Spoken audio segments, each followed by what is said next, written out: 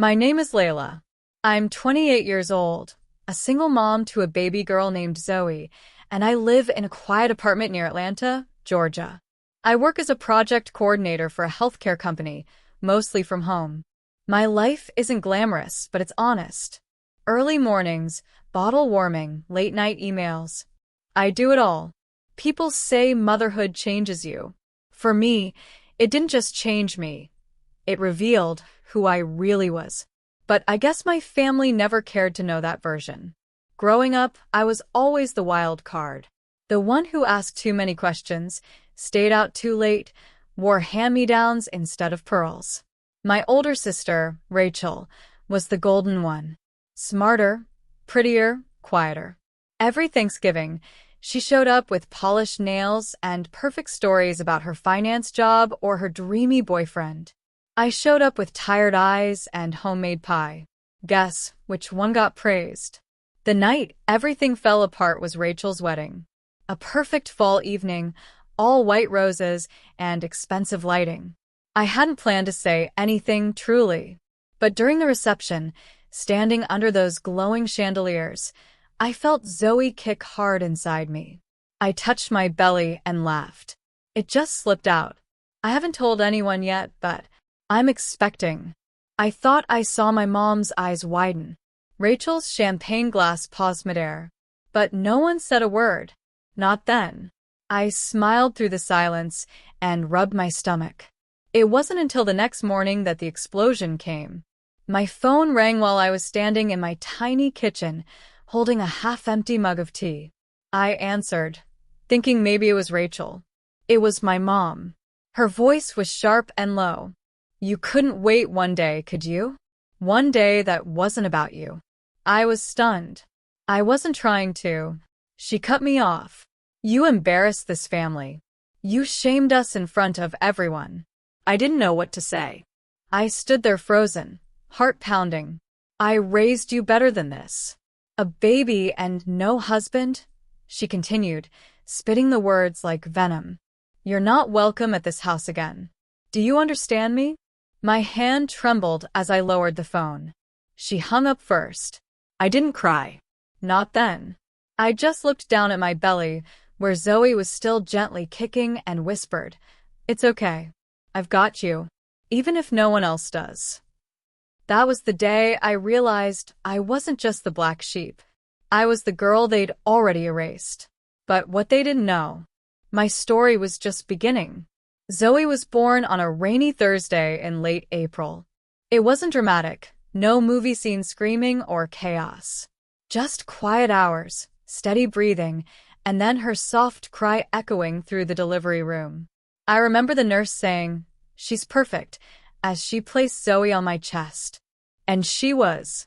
Tiny fingers, pink cheeks, eyes still trying to adjust to the world. I held her close and whispered, It's me and you now, kid. I waited that day. Waited for a call. A message. A knock on the hospital room door. Anything. But it never came. My mom didn't show. Neither did Rachel. No flowers. No cards. Not even a congratulations text. It was like Zoe's birth didn't matter to them, like I had officially been erased from the family group chat, the family photos, the family everything. I sat in that hospital room alone, watching rain slide down the window, rocking Zoe in my arms and humming lullabies I didn't even realize I remembered. At one point, a nurse peeked in and said, Is your husband coming soon? I gave her a half smile and shook my head. I could tell she wanted to say more, maybe offer comfort, but she just nodded and quietly shut the door. There was one moment late that night when Zoe was finally asleep and the room felt too still, too big. I picked up my phone and scrolled through old pictures, family dinners, birthdays, Rachel's engagement party. My face was always somewhere in the background, half smiling, half present. I hovered over my mom's contact, thought about texting her. Just a single line, she's here. Her name is Zoe. But I didn't. Because deep down, I already knew the silence was my answer. It hurt in a way I didn't have words for. But it also told me something. This wasn't just a moment. It was a message. They didn't want to be part of my story. So I decided right then they wouldn't get to narrate it either. It had been just over a month since Zoe was born when I got the call. My mom's name lit up my screen like it hadn't in weeks. For a second, I froze, unsure whether to answer. But something inside me whispered, maybe this is it. Maybe this is the moment things start to change. I picked up. Layla, my mom said, voice smooth and upbeat like we hadn't just ignored each other through the biggest moment of my life. We're planning a celebration. My heart did a strange flip. For Zoe? No, she replied, almost casually. For the family. A get-together. A garden party. It'll be good for everyone's spirits. Then she paused. But yes, I suppose it's also for Zoe. A belated welcome. I held the phone tighter. You mean like a baby shower? She scoffed. Don't call it that. It's not about you, Layla. It's about family. I should have hung up. But something, maybe that same need for approval I thought I'd buried, kept me on the line. I nodded even though she couldn't see me. Okay, I said. We'll come. It was a Saturday in early June. Hot, but not unbearable. The party was at my parents' house in the suburbs near Sacramento. White lawn chairs, pastel balloons, catering trays, even a "Welcome Zoe" banner strung lazily between two trees. But everything about it felt off. Rachel stood by the drinks table in a lavender dress, perfectly styled like she was attending her own engagement brunch. She barely glanced my way. Guests smiled politely when I arrived, but didn't rush to meet Zoe. No one asked about the sleepless nights, the hospital, the first time she smiled. They just kept sipping punch, complimenting the flower arrangements, and laughing at Rachel's stories.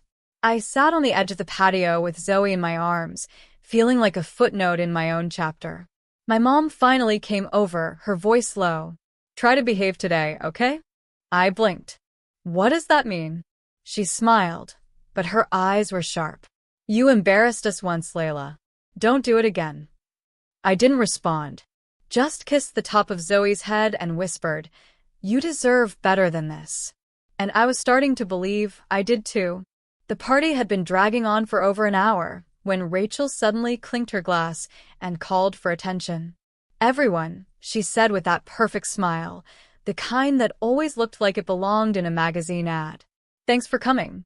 I just wanted to take a moment to thank you all for being part of this special day, especially with the newest addition to our family. She gestured vaguely toward me, not even bothering to say my name. Just newest addition. A few people clapped politely. I gave a tight smile and rocked Zoe gently in her carrier. Then Rachel continued, as you know, Layla decided to announce her pregnancy during my wedding last year. She laughed like it was a cute memory.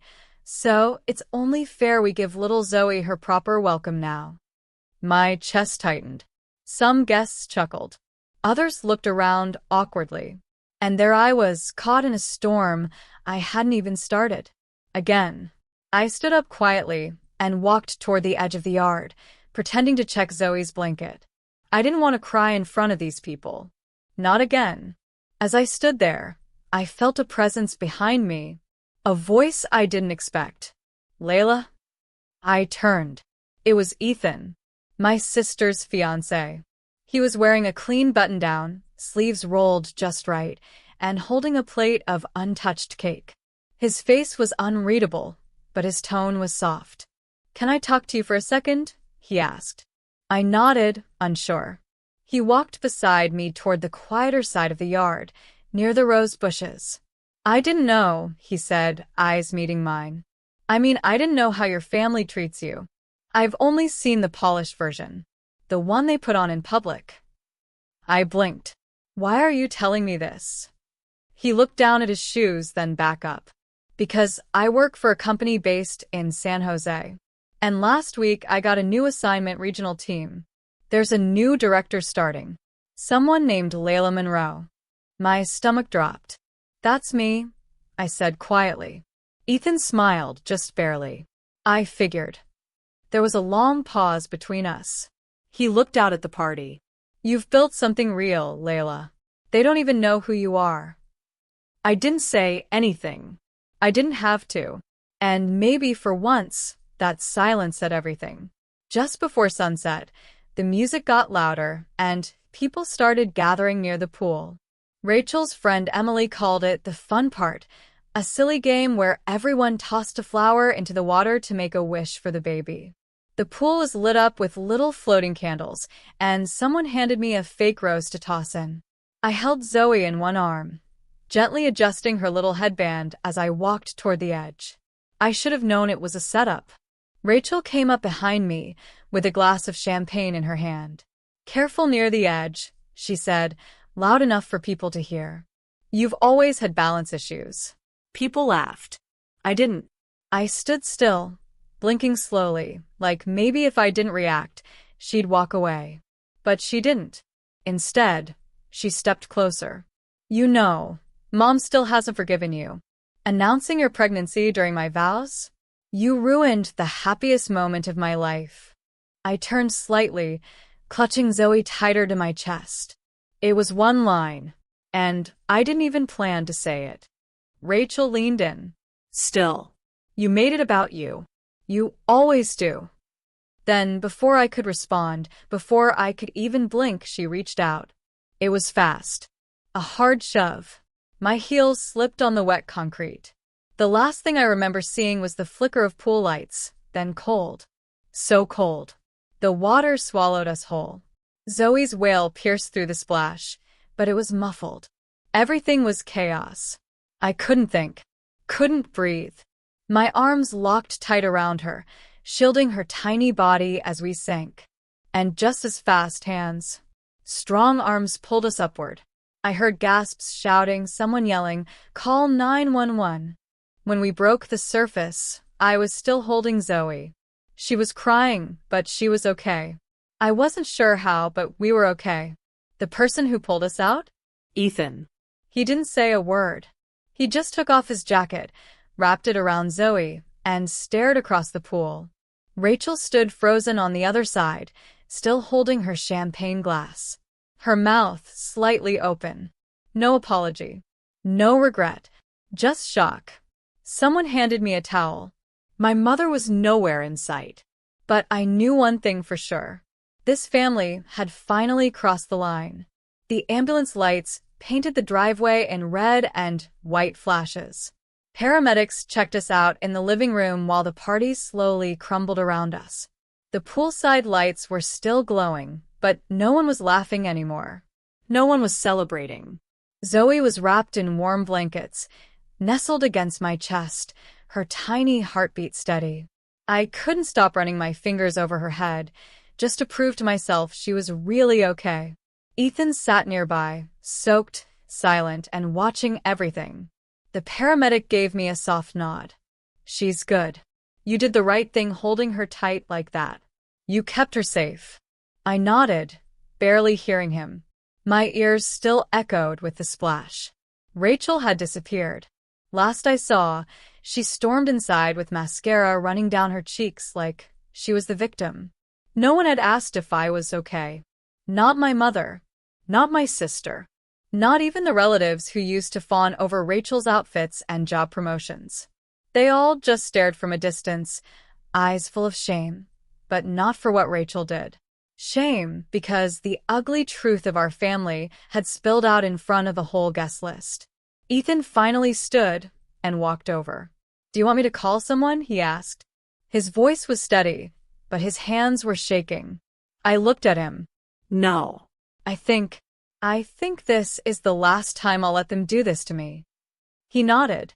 "I'll write up the incident report for HR first thing Monday. You don't have to deal with Rachel anymore." That's when I remembered. Rachel didn't even know yet. She had no idea Ethan worked under me. She didn't know I was his regional manager. And I wasn't going to tell her. Let her find out like I found out when it stings the most. Ethan gave Zoe a quick glance and said softly, "She's lucky to have you." I didn't answer. Not because I didn't believe it, but because for the first time, I finally believed it myself. The party guests started trickling out one by one. No goodbyes. No hugs. Just awkward glances and the shuffle of heels on tile. Some of them couldn't even look me in the eye. I didn't blame them. They'd watched it happen, my baby thrown into a pool, and stood frozen. That silence told me everything I ever needed to know. I stayed on the couch with Zoe pressed close. Ethan had stepped outside to talk to the cops when they arrived, still dripping wet from the rescue. A few officers asked if I wanted to press charges. I told them I needed time to think. One of them nodded gently and gave me a card. "This isn't over. If you change your mind, call us." What she did, it wasn't just a mistake. It was dangerous. I didn't cry. I didn't scream. I just sat there, silent, steady, deciding. And I think that scared them more than anything. Rachel finally emerged from the back hallway once the sirens were gone. She changed into a clean dress like nothing happened. Her tone was soft, fake sweet. "Can we talk? Somewhere private." I didn't move. "Anything you have to say it here." Her smile cracked. "You're blowing this out of proportion, Layla." It was a heated moment. Mom was upset. She threw my baby into a pool. "That wasn't," she started, then stopped when Ethan stepped back into the room. His presence was like a wall between us now. And Rachel noticed. Her eyes narrowed. "Wait, why are you still here?" Ethan looked at her, then at me. He didn't say anything, just stood beside me like a silent answer. And that's when Rachel's gaze sharpened. Her voice dropped. "Wait. Why were you even at the party?" "You weren't invited." "She was invited." Ethan cut in. "By me." Rachel froze. Her mouth opened, then closed again. And in that moment, she realized something was off. She just didn't know what yet. I stood up slowly, holding Zoe. "You said I was the embarrassment of this family. But what happens when the embarrassment turns out to be your boss?" Rachel's face paled. She blinked. What? I didn't answer. I just turned and walked out the front door with Zoe in my arms. Ethan followed me without a word. Behind us, the house stood quiet, like the party had never even happened. And Rachel? She still had no idea the real party was just getting started. 3 weeks passed. Not a word from my mother. Not a text. Not even a fake apology to save face. But I knew that silence too well. It wasn't guilt. It was pride. And pride doesn't bend until it breaks. Rachel, on the other hand, sent me 2 voice notes and a paragraph-long text. The tone shifted with each one. First, she was defensive, then confused, then finally panicked, because she found out the truth. Ethan didn't just work in the same company as me. He reported directly to me. I was the senior director of operations for the entire West Coast division. His relocation package? Signed by me. His welcome email? Sent by me. His future? Guided by the very woman her family had erased. The irony? Rachel had spent weeks planning a wedding just to impress her fiancé's future bosses, only to discover the unwanted sister was the one in charge all along. I didn't fire Ethan. I didn't even make it awkward. He was professional. I was professional. We kept work clean. But I didn't need to make a move. The damage had already been done. One Monday morning, I walked into the San Francisco office a few minutes before the quarterly strategy meeting. Ethan stood by the glass wall outside the boardroom. He nodded when he saw me. "I didn't know everything about them," he said quietly. I looked at him. "Come. "Now you do." He hesitated. "You could have humiliated them at the party. But you didn't." I gave a small smile. Silence speaks louder when they expect to scream. That night, Rachel finally called. I let it ring out. Then came a message I'll never forget. "You could have warned me. You let me make a fool of myself in front of everyone. You planned this." I didn't respond, because I hadn't planned any of it. They made their choices. I just stopped hiding mine. But the moment that really sealed everything came a few days later, when my mother showed up at my office. No call. No appointment. Just a tired woman in a beige coat asking the receptionist if she could speak to Ms. Layla Jenkins. She was told I was busy. I watched her through the frosted glass, standing there, uncertain for the first time in her life. No pressuring, no yelling, just waiting like I once did. But I didn't go out, because sometimes revenge isn't loud. Sometimes it's a locked door and a nameplate on the wall. Sometimes it's letting them sit with the silence they gave you. And for the first time, I didn't feel shame. I felt peace.